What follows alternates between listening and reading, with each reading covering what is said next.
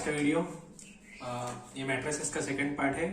अगर आपने first part नहीं देखा है तो आप देख लीजिए, उसके बाद ही आप इधर सेकंड पार्ट देखिए। लिंक आपको डिस्क्रिप्शन बॉक्स में मिल जाएगी। ठीक है, तो चलो करते हैं आज का वीडियो। तो आज का टॉपिक है अलजेब्रा ऑफ मैट्रिसेस। तो इसका पहला टॉपिक है इक्वलिटी ऑफ मैट्रिक्स। तो इक्वलिटी ऑफ मैट्रिक्स के तीन कंडीशन है, तीन नहीं दो कंडीशन है। ठीक है, तो हम देखते हैं। तो पहली कंडीशन ये है कि अगर ए मैट्रिक्स है कोई भी, उसको हम डिनोट करते हैं इससे, ए इक्वल टू ए आई जे, और बी कोई भी मैट्रिक्स है उसको हम डिनोट करते हैं ऐसे। तो ये इक्वल कैसे होगा? तो इसकी कंडीशन, दो कंडीशन दी हुई है। अगर order of A equal to order of B, मतलब ए और बी का ऑर्डर सेम है। और सेकंड कंडीशन है A I J equal to B I J for all A I और जे वैल्यूज। मतलब आपको मैं समझाता हूँ। ठीक है, तो दोनों का ऑर्डर सेम है। तो एग्जांपल लेते हैं ए और बी। तो दोनों, इसका ए का ऑर्डर क्या है? दो रो है, दो कॉलम है, तो इसका ऑर्डर है 2/2। वैसे ही बी का क्या ऑर्डर होगा? दो रो है, दो कॉलम है, 2/2। तो फर्स्ट कंडीशन सेटिस्फाई हो गई। ठीक है, सेकंड कंडीशन क्या हो रही है? A I J equal to B I जे। ठीक है, तो ए का अपन A11 लेते हैं। A11 मतलब फर्स्ट रो फर्स्ट कॉलम को लो और जो मिलता है वो इंटरसेक्शन पे वो। ठीक है, 2 आ रहा है। वैसे ही B11 क्या आएगा? A1, क्योंकि A I J equal to B I J, B11 मतलब बी का, तो B11 भी क्या आ रहा है? 2 आ रहा है। वैसे सभी के लिए आ रहा है। इधर 4 है, इधर 4 है, इधर 3 है, इधर 3 है, इधर 1 है, इधर 2 1 है। तो अगर ये दोनों कंडीशन सेटिस्फाई हो रही है तो हम क्या लिख सकते हैं? ए equal to B,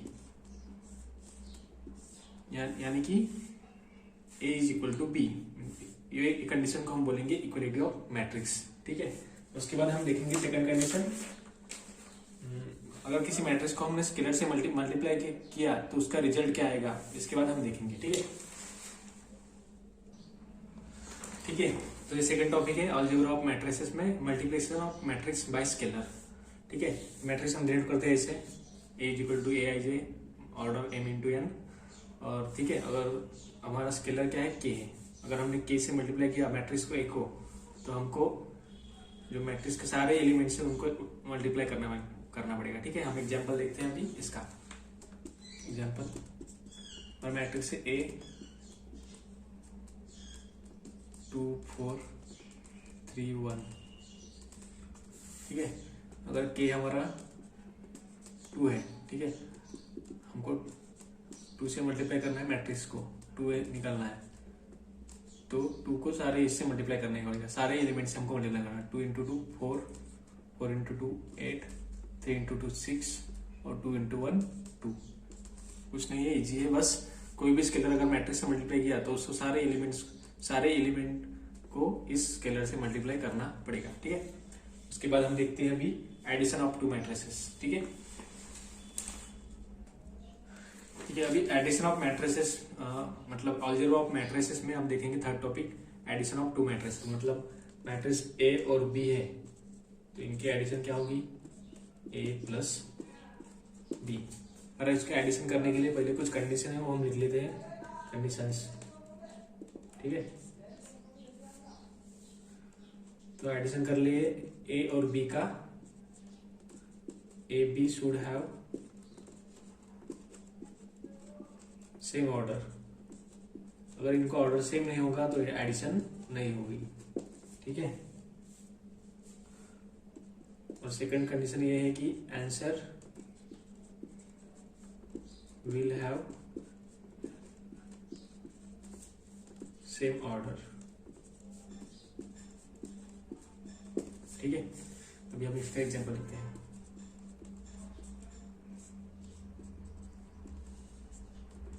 A 2 3 4 4 3 7 8 1 0। B भी लिखते हैं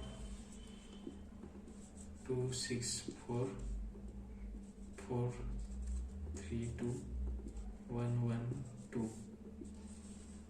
ठीक है, तो ये दो मैट्रिसेस है। अगर इनकी हमको एडिशन निकालना है अभी, तो हम कैसे निकालेंगे? दोनों का ऑर्डर सेम है, देख लीजिए पहले। 3/3 मैट्रिक्स है ये वाला, और ये 3/3, ये भी 3/3 मैट्रिक्स है, तो एडिशन दोनों का ऑर्डर सेम है। Answer will have also same order, तो आंसर का ऑर्डर सेम रहेगा। ये जो आंसर है ए प्लस बी का, इन दोनों का क्या होगा, आंसर सेम होगा, ठीक है। और आपको रिस्पेक्टिव इसके एडिशन करनी है, मतलब 2 + 2 4, 6 + 3 9, 4 + 4 8, 4 + 4 8, 3 + 3 6, 7 + 2 9, 8 + 1 9, 1 + 1 2, 0 + 2 2, ठीक है। तो ये हमारा हो गया एडिशन ऑफ मैट्रिसेस। कुछ नहीं है, इजी है, और सेम रूल्स अप्लाई होंगे सबट्रैक्शन के लिए, ठीक है। आप नोट लिख लीजिए यहाँ पे।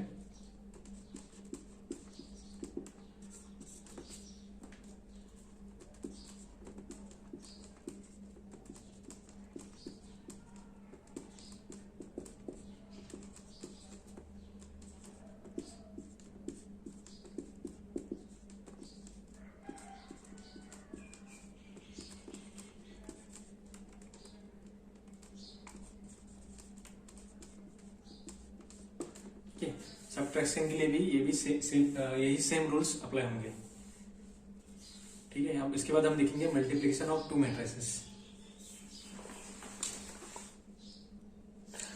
ठीक है। तो अभी हम देखेंगे मल्टीप्लिकेशन ऑफ मैट्रिसेस। तो मल्टीप्लिकेशन ऑफ मैट्रिसेस देखते हैं, ठीक है। कोई मैट्रिक्स लेते हैं, 2 मैट्रिक्स लेते हैं, ठीक है। एक मैट्रिक्स है ए, ठीक है, और ये मैट्रिक्स है बी,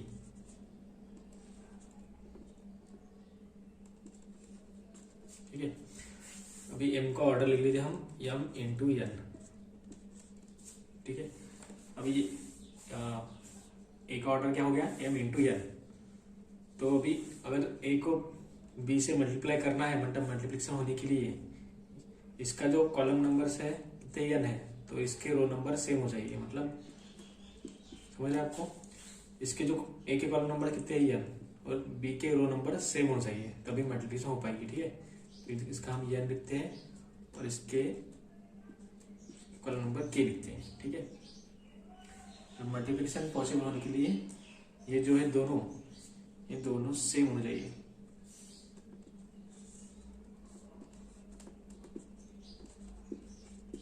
तभी मल्टीप्लिकेशन पॉसिबल होगी, ठीक है।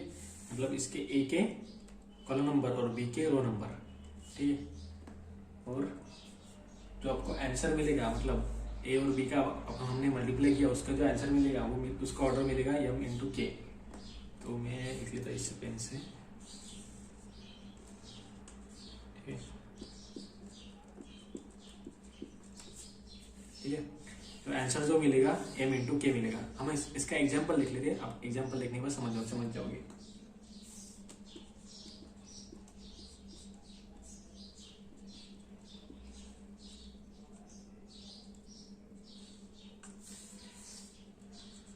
टू 1 3 4,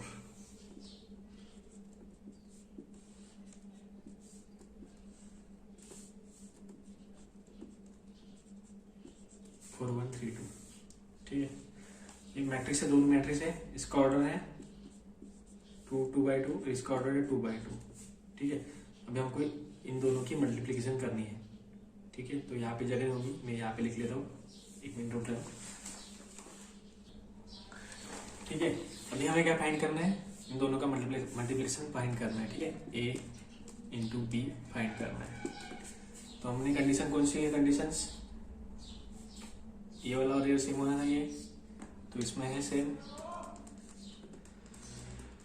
इसके कॉलम नंबर और इसके रो नंबर सेम है, ठीक है। और सेकंड कंडीशन क्या है, जो मिलेगा आंसर वो इसका 2/2 का आंसर मिलेगा,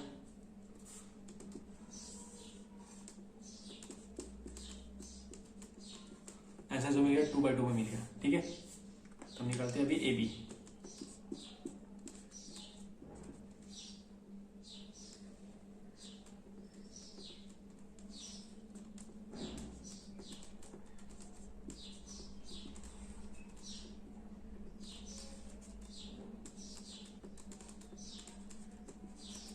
ठीक है। जो आंसर मिल रहा है हमको पहले से बताया हमको कौन से इसमें मिल रहा है, 2 × 2 मिल रहा है आंसर। ठीक है, समझ रहे हैं आपको। तो अभी हम उसका आंसर निकालेंगे। अभी मल्टीप्लिकेशन कैसे करते हैं, मल्टीप्लिकेशन करने के लिए आप पहले सिलेक्ट कीजिए ये रो, फर्स्ट रो सिलेक्ट कीजिए। ठीक है, फर्स्ट रो सिलेक्ट किया, इधर का फर्स्ट कॉलम सिलेक्ट कीजिए। आपने रो सिलेक्ट किया है तो आंसर रो में आएगा। ठीक है, मतलब यहां से आएगा। ठीक है, तो अभी फर्स्ट रो फर्स्ट कॉलम है, फर्स्ट रो फर्स्ट कॉलम करने के बाद कौन सा कॉलम सेक्शन पे क्या मिल रहा है, ये मिल रहा है 2 × 4। यहाँ पे आंसर कहाँ पे आएगा, यहाँ पे आएगा ना। तो 2 × 4 करना है प्लस 1 × 3 करना है। ठीक है, मैं आपको यहाँ पे आपको दिख रहा होगा, नहीं दिख रहा पता नहीं, मैं डायरेक्ट कर लेता हूँ। 2 × 4 इन दोनों का मल्टीप्लाई करना है करस्पॉन्डिंग। ठीक है, 2 × 4 8 प्लस 1 × 3 3। ठीक है, अभी फर्स्ट कॉलम हो गया,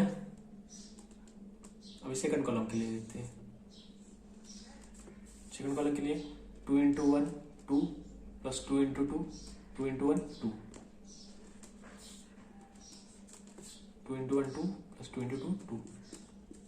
ठीक है, हमने फर्स्ट रो सिलेक्ट किया था इसलिए हम रो में गए, और फर्स्ट कॉलम के लिए ये, सेकंड कॉलम के लिए हमारा रो में था आंसर, रो सिलेक्ट किया था तो ये और ये। अभी देखते हैं हम ये क्या थर्ड, अभी सेकंड रो सिलेक्ट करते हैं। सेकंड रो सिलेक्ट करते हैं हम अभी।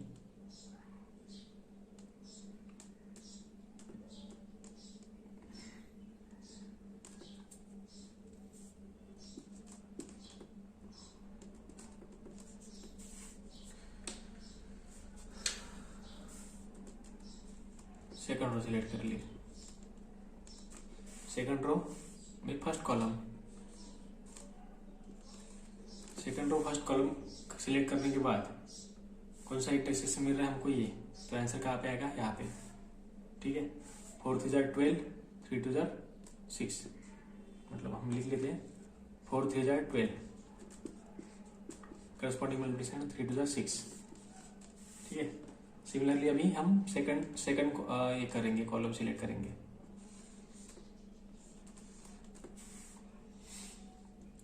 थ्री 1 = 3 and 2 × 2 = 4, तो 3 × 1 3 2 × 2 4।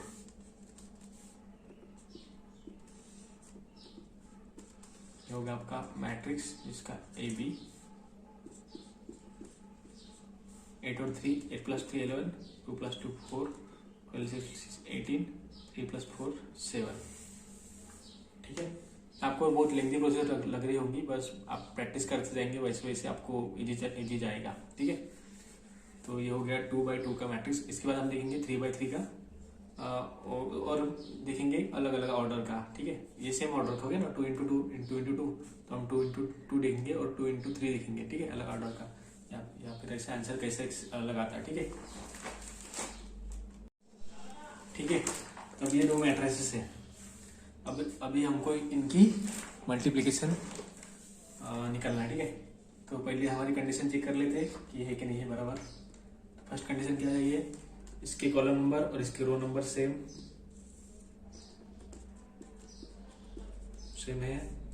ठीक है, और आंसर जो मिलेगा हमको 2/3 में आंसर मिलेगा। ठीक है, जो हम ए और बी निकालेंगे उसका हमें आंसर क्या मिलेगा, 2/3 में। हमने देखा था अभी देखा था 2/3 मतलब 2 रो और 3 कॉलम। ठीक है, मैं आपको पिछली मेथड थोड़ी लेंथी थी, मैं आपको भी ट्रिक बताता हूँ, मतलब थोड़ी इजी मेथड बताता हूँ। तो 2 रो है, मतलब आप नंबर दीजिए 2 रो। ठीक है, और 3 कॉलम्स है 1 2 3। ठीक है, तो 3 कॉलम्स हो गए, हमने कर लिए, और 2 रो थे 1 2। यहाँ पे ये वैल्यू आएंगी ऐसे ऐसे ऐसे। ठीक है, अभी हमको यहाँ की वैल्यू निकालनी है। तो यहाँ की वैल्यू निकालने के लिए कौन सा सिलेक्ट करना पड़ेगा, फर्स्ट फर्स्ट रो किसका सिलेक्ट करना है, इसका ए का, और कॉलम फर्स्ट कॉलम किसका सिलेक्ट करना है, बी का, ठीक है। और इनकी दोनों की जो एडि मतलब जो रिस्पेक्टिव होगा वो एडिशन निकालेंगे हम। 2 × 2 4 प्लस 1 × 4, 2 × 2 4 हो गया, 1 × 4 4, कितना आया 8, यहाँ पे लिखेंगे हम 8, ठीक है। समझ में आपको और समझाता, ठीक है। अभी इसके लिए देखते हैं। फर्स्ट रो आ रहा है इसका, फर्स्ट रो ए का सिलेक्ट कीजिए, ठीक है। रो जो आ रहा है वो ए का सिलेक्ट करना है, जो कॉलम जो आ रहा है बी का सिलेक्ट करना है, ठीक है। फर्स्ट क्या है, रो आ रहा है तो ए का फर्स्ट रो सिलेक्ट किया, और कॉलम कौन सा सेकंड आ रहा है वो बी का सिलेक्ट करना है, तो ये हमने फर्स्ट कॉलम सिलेक्ट किया था, सेकंड कॉलम सिलेक्ट करते हैं। सेकंड कॉलम सिलेक्ट करेंगे बी का, क्योंकि सेकंड कॉलम आ रहा है ना यहाँ पे, ये फर्स्ट रो आ रहा था इसका सिलेक्ट किया, और सेकंड कॉलम किसका आ रहा है, बी का आ रहा है, सेकंड कॉलम बी का सिलेक्ट करते हैं, ठीक है। तो वैल्यू क्या निकलेगी, 2 × 1 2 प्लस 1 × 1 1 3, ठीक है। वैसे ही यहाँ पे फर्स्ट रो आ रहा है और थर्ड कॉलम आ रहा है, फर्स्ट रो ए का सिलेक्ट किया है, थर्ड कॉलम किसका, बी का सिलेक्ट करेंगे। थर्ड कॉलम सिलेक्ट करो बी का, थर्ड कॉलम बी का सिलेक्ट करेंगे। 3 × 2 6, 3 × 2 6, 6 × 1 6, आंसर क्या आ रहा है 12, यहाँ पे लिख दीजिए 12, ठीक है। समझ रहे आपको कैसे आ रहा है आंसर। अभी ये वाली वैल्यू के लिए सेकंड रो, तो रो किसका सिलेक्ट करना पड़ता है, ए का, तो ए का रो सिलेक्ट कीजिए, सेकंड वाला ए का सेकंड रो सिलेक्ट कीजिए, ठीक है। इसको मिटा दीजिए, सेकंड रो। फर्स्ट क्या रहा, कॉलम आ रहा है, कॉलम किसका सिलेक्ट करना पड़ता है, बी का, फर्स्ट कॉलम सिलेक्ट कीजिए। इन दोनों का आंसर निकालिए, 3 × 2 6 और 2 × 4 8, 8 + 6 14, ठीक है। आप डायरेक्ट भी लिख सकती है, मैं आपको समझना है इसलिए आपको अलग से लिख रहा हूँ, आप डायरेक्ट मल्टीप्लाई लिख सकते हैं। 2 × 6 2 × 3 6 6 + 4 × 2 8 14, डायरेक्ट लिख सकते हैं, ठीक है। अभी यहाँ के लिए सेकंड रो आ रहा है, सेकंड रो ए का सिलेक्ट किया है, और सेकंड कॉलम आ रहा है, सेकंड कॉलम बी का सिलेक्ट करना है हमको, तो बी का सेकंड कॉलम सिलेक्ट कीजिए,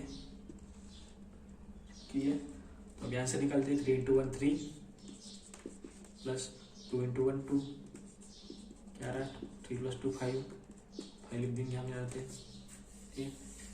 अभी लास्ट है, सेकंड रो है, ए का सिलेक्ट करना है, सेकंड कर लिए, और थर्ड क्या है, कॉलम है, कॉलम किसका सिलेक्ट करना है, थर्ड वाला बी का, तो बी का थर्ड कॉलम सिलेक्ट कर लीजिए। तो क्या रहा है आंसर, 3 × 3 9 प्लस 3 × 3 9 प्लस 2 × 6 12, 12 + 9 21, आंसर क्या रहा है 21, ठीक है। उसके बाद में ये मिटा दीजिए, बस ये आपको रफ में करना है, ये आंसर जो आएगा आपका इतना ही आएगा, ठीक है। समझ में आएगा आपको, ये वाली मेथड थोड़ी इजी है पहली वाली से, ठीक है। अभी हम देखेंगे 3×3 मैट्रिक्स का मल्टीप्लिकेशन, ठीक है। आपने ये लिख लिया, अब थर्ड एक एग्जांपल देखेंगे 3×3 मैट्रिक्स का मल्टीप्लिकेशन, ठीक है। तो अभी ये दो मैट्रिक्स है ए और बी 3×3 के, ठीक है। पहली कंडीशन चेक कर लेंगे हम, ये इसके कॉलम और इसके रो सेम है, पहली कंडीशन हो गई। आंसर क्या मिलेगा हमको, 3 × 3 का, जो बचा है क्या बचा है 3 और 3, तो 3/3 का आंसर मिलेगा, ठीक है हमको। तो आप मेथड से कर लीजिए, 3 रो है तो 3 रो निकल लीजिए, 1 2 3, 3 कॉलम है 1 2 3, ठीक है। 3 कॉलम कर लीजिए, यहाँ पे वैल्यू जो आएंगे ऐसे आएंगे। अभी हमको ए और बी का मल्टीप्लिकेशन करना है, ठीक है। अभी ये वैल्यू के लिए क्या करना पड़ेगा, रो किसका सिलेक्ट करना पड़ता है, ए का, रो हमेशा सिलेक्ट करना है ए का, ठीक है। तो ए का फर्स्ट आ रहा है, क्योंकि यहाँ पे फर्स्ट रो सिलेक्ट कर लीजिए, और फर्स्ट कॉलम क्या आ रहा है, बी का आ रहा है, जो फर्स्ट कॉलम आ रहा है ना, तो कॉलम किसका सिलेक्ट करना पड़ता है, बी का, दोनों का मल्टीप्लिकेशन जो आएगी वो आंसर आएगा। तो क्या आएगा आंसर, 2 × 1 2 प्लस 2 × 4 × 2 8 प्लस 4 इंटू 6 24, कितना आता है 10, 24, 34। यहाँ का आंसर आया 34। ठीक है, अभी इसको मिटा देते हैं हम, इसको मिटा देते हैं। ये वाले के लिए फर्स्ट रो आ रहा है, फर्स्ट रो सिलेक्ट कर लिए ए का, और सेकंड कॉलम वाला सेकंड कॉलम सिलेक्ट करना है बी का सेकंड कॉलम सिलेक्ट करना है। ठीक है, तो लिखते हैं हम अभी answer. 1 into 1 1, 2 into 3 6, 4 into 8 into 4 32, 7 plus 32 39। ठीक है, अभी एक आखिरी बार मैं आपका कर लेता हूँ, बाकी आप पूरा कर लेना। ठीक है, बाकी आप खुद कर लेना। ठीक है, हमको अभी निकालनी वैल्यू यहाँ की वैल्यू निकालनी है। ठीक है, बाकी आप निकाल लेना। यहाँ की वैल्यू के लिए थर्ड रो सिलेक्ट करना पड़ेगा, थर्ड रो और सेकंड कॉलम आ रहा है। थर्ड रो किसका सिलेक्ट करना है, ए का, तो रो कर रहा है सिलेक्ट ए का, और सेकंड कॉलम किसका सिलेक्ट करना है, बी का सिलेक्ट कीजिए। आंसर निकालें, यहाँ का दिया, हम यहाँ का नहीं करें कोई। 4 इंटू 1 4, 6 इंटू 3 18, प्लस 3 इंटू 8 24। ठीक है, इसका एडिशन निकालते हैं हम। 22 और 24 है, ये आएगा 46। हम लिख लेते यहाँ पे 46। ठीक है, इस तरह आप बाकी की निकाल लेना। मैं आपका आंसर लिख देता हूँ। ठीक है, पूरा सॉल्व करने के बाद आपको ये मिलेगा। मैंने आपको 2-3 स्टेप बताई थी, आप बाकी पूरी कर लीजिए ना, और आपको यही आंसर मिल जाएगा। देखिए, और ये सबसे इजी ट्रिक है। मेरे को अभी तक जो सबसे इजी ट्रिक लगी वो यही लगी। ठीक है, आपको कोई दूसरी मेथड करनी हो तो कर सकते हो, मतलब जो मैंने पहली मेथड बताई थी लेंगी वाली, वो कर सकते हो, या फिर ये वाली मेथड इजी है। 1 2 3 नंबर दे दो, ए का हमेशा रो लेना है, बी का हमेशा कॉलम लेना है। ठीक है, आपको एक बार और बता देता हूँ। ठीक है, अगर ये वैल्यू फाइंड करनी है हमको, ठीक है, तो क्या आ रहा है, सेकंड रो आ रहा है, सेकंड कॉलम आ रहा है। ये रो होते हैं और ये कॉलम होते हैं। सेकंड रो आ रहा है तो ए का सेकंड रो ये है, और सेकंड कॉलम आ रहा है, बी का कॉलम लेना है। ठीक है, और आंसर निकालना है। ठीक है, 2 इंटू 1 2, 1 इंटू 3 3, प्लस 8 इंटू 3 24। इसका आंसर है 24 प्लस 3 27 प्लस 2 29। ठीक है, इसके बाद हम देखेंगे एलिमेंट्री ट्रांसफॉर्मेशन अगले। ठीक है, इसके बाद हम देखेंगे एलिमेंट्री ट्रांसफॉर्मेशंस। ठीक है, तो अभी हम देखेंगे एलिमेंट्री ट्रांसफॉर्मेशंस। ठीक है, तो उसमें सबसे पहले हेडिंग डाल दीजिए आप, इंटरचेंज ऑफ एनी 2 रोज और 2 कॉलम्स। ठीक है, अगर अभी मैट्रिक्स है हमारा 2 3 4 2, ठीक है, 2 by 2 का मैट्रिक्स है। अगर हमको ये रो और ये रो इंटरचेंज करना है तो उसको कैसे डिनोट करेंगे, RI इंटरचेंज RJ, और या फिर उसको RIJ इससे डिनोट करेंगे। ठीक है, और कॉलम इंटरचेंज करना है, ये वाला कॉलम इस जगह पे लाना है, ये वाला कॉलम इस जगह पे, तो हम इसको डिनोट करेंगे CI इंटरचेंज CJ। इसका नोटेशन है। ठीक है, आपको यह इसका नोटेशन डालना पड़ेगा, मतलब हम जब भी सॉल्व करेंगे तब, या फिर CIJ आप लिख सकते हो। ठीक है, तो अभी हम इसका एग्जाम्पल देखेंगे। एग्जाम्पल लिखते हैं हम, रो का देखेंगे, बाद में कॉलम का भी देखेंगे साथ में। मैट्रिक्स है ए वाला 2 1 3 2 2 4 1 1 2। ठीक है, ये वाला मैट्रिक्स है। इसमें रो कौन से है, ये वाला है रो, ये R1 है, रो 1 रो 2 रो 3। इसमें कॉलम कौन से है, C1 C2 C3। ठीक है, अभी हमको 2 रो इंटरचेंज करना है, R1 और R3, मतलब R1 की जगह पे ले जाना है और R1 R3 की जगह पे ले जाना है। ठीक है, क्यों ले जाना है यह अभी आपको नहीं समझेगा, क्यों ले जाना है आपको बाद में समझेगा। ठीक है, बस आप देख ले जाना है आपको, तो ले जाना है तो आपको नोटेशन तो देना पड़ेगा ना कुछ, मतलब इस पे ऊपर कुछ ट्रांसफॉर्मेशन करनी पड़ेगी ना, तो हम डिनोट करेंगे उसको। तो R1 इंटरचेंज R3। ठीक है, ठीक है, हमने ये डाल दिया। अभी हम इसको ले जाएंगे, ठीक है। तो चेंज कहाँ पे हो रहा है, R1 और R3 में। तो R2 जैसे का वैसे रहेगा, तो R2 ठीक है। यहाँ पे जो आ रहा है ये पहले लिखने का, जो नहीं आ रहा है मतलब चेंज कहाँ में हो रहा है, R1 और R3 में चेंज हो रहा है, और R2 में कुछ चेंज नहीं हो रहा है, तो सबसे पहले R2 लिखने का। R2 2 4, R2 लिख लीजिए 2 2 4, ठीक है। बाद में क्या, R1 की जगह R3, क्योंकि हमने नोटेशन लिख दिया है इंटरचेंज का। तो R1 R3 की जगह लिख दिए, क्या है R3 R1 2 1 3, और R3 R1 की जगह, तो R3 क्या है 1 1 2 1 1 2, ठीक है। और जब भी हम एलिमेंट्री ट्रांसफॉर्मेशन लगाएंगे, आपको इक्वल टू का साइन नहीं देना है, आपको देना है ये वाला साइन, ठीक है, इक्विवेलेंस का साइन। इसको इक्विवेलेंस साइन बोलते हैं,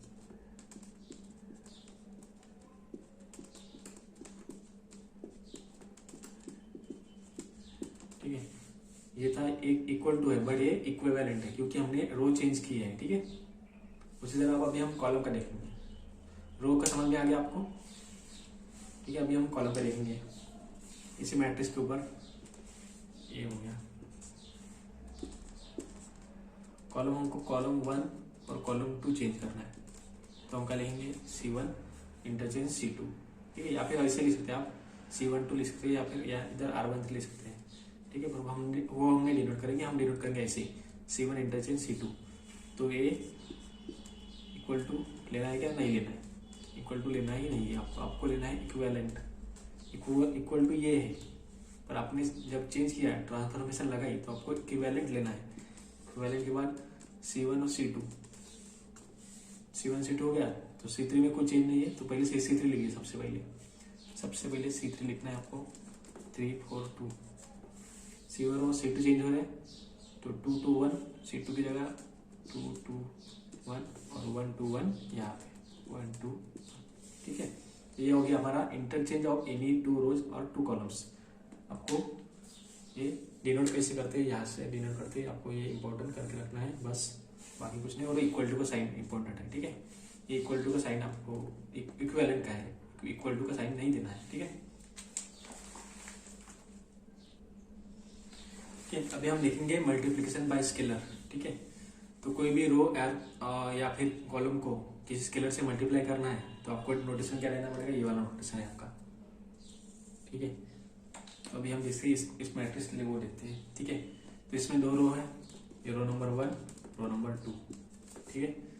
अभी हमको रो नंबर 1, रो 1 को 6 से मल्टीप्लाई करना है, तो आपको नोटेशन कैसे देना पड़ेगा, 6R1 चेंजेस टू 6R1, ठीक है। के की जगह क्या है, 6 है, के क्या है, स्केलर है ना, के जो है स्केलर है, R1 चेंजेस टू 6R1, ठीक है। और यहाँ पे इक्वल R, उसके बाद इक्वल टू साइन देना है क्या, नहीं देना है, यहाँ पे देना है इक्विवेलेंट साइन। 6R1 हो रहा है, तो चेंज काय में हो रहा है, R1 में। R2 में चेंज हो रहा नहीं, सबसे पहले R2 लिख लीजिए, R2 लिख लिया, चेंज R1 होगा R1 में, तो यहाँ पे 6 से मल्टीप्लाई करना है आपको, ठीक है। 6 6 2 12, 6 1 6, ठीक है। समझ में आ गया आपको, ये हो गया रो के लिए। उसी प्रकार हम कॉलम के लिए लिखेंगे, ए लिख लीजिए, एग्जाम्पल 2, एग्जाम्पल 1। कॉलम के लिए कैसे डिनोट करेंगे हम, पहले CI चेंजेस टू KCI, ठीक है। ए है हमारा 2 3 4 6, ठीक है। इसमें कॉलम कौन से है, कॉलम नंबर 1, कॉलम नंबर 2, ठीक है। हमको अभी कॉलम 1 को 2 से करना है मल्टीप्लाई, सॉरी, ठीक है। Column 1 changes to twice C1, equal to नहीं देना है आपको, इक्विवेलेंट देना है, ठीक है। चेंज क्या में हो रहा है, C1 में हो रहा है, तो कॉलम 2 वैसे का वैसे लिख दीजिए, पहले 3 6, ट्वाइस से मल्टीप्लाई करें कॉलम C को, तो 2 × 2 4, 4 × 2 4 × 2 8, ठीक है।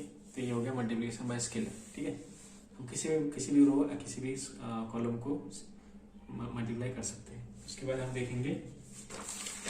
देखेंगे एडिशन ऑफ 2 रो, मतलब कोई भी 2 रो की एडिशन या फिर कोई भी 2 कॉलम की एडिशन, ठीक है।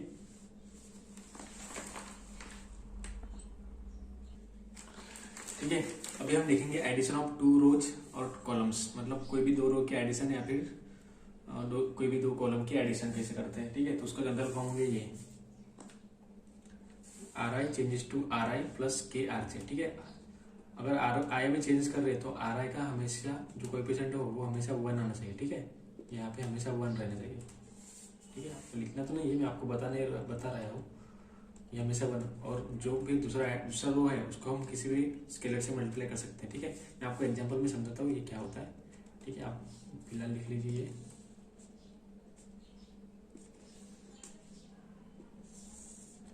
या नोट कर लीजिए, ठीक है। ये कॉलम है A, 2 1 3 4, इसके 2 रो है ये R1, ठीक है। इसके 2 रो है ये R1 R2, ठीक है।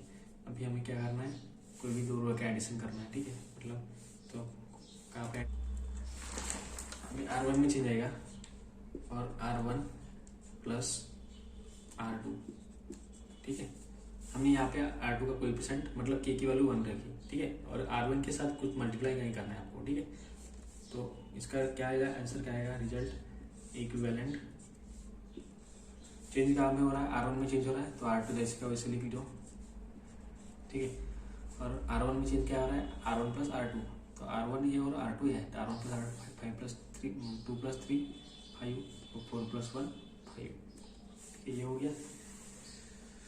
उसी तरह अगर हमको R1 में चेंज करना है तो R1 सिंगल रहेगा, उसके साथ कुछ नहीं रहेगा।